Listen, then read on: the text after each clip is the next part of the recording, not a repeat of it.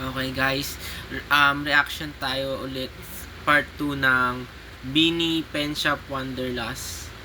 Tapos ito naman is yung Sunset Dream.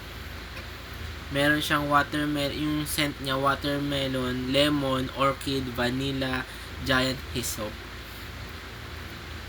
Tapos ito. Alam naman natin yung mukha ng watermelon, tapos ng lemon, tapos ng orchid, tapos yung vanilla. Ito yung vanilla, ito yung mukha niya. Alam ko lang yung vanilla yung parang sa ice cream na white lang. Pero ganito talaga yung mukha niya.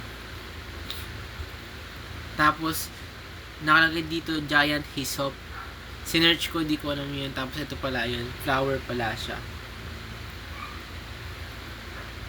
Okay, so amoy na natin.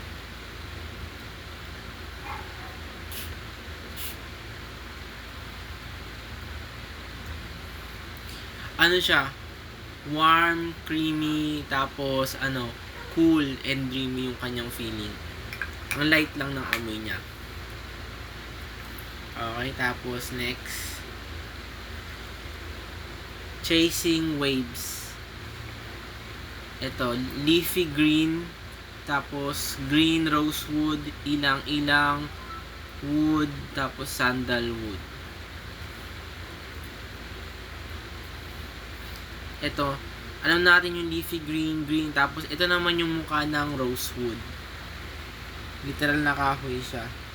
Tapos alam naman natin yung mukha ng ilang-ilang. Yun yung sa sampagita na binibili dun sa sa church. Tapos yan, ito ilang-ilang.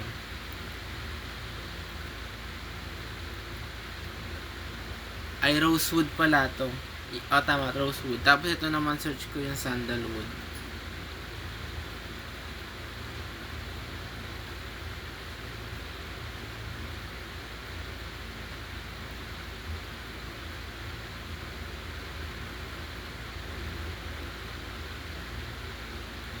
Ito yung sandalwood. Okay, amoy naman natin siya.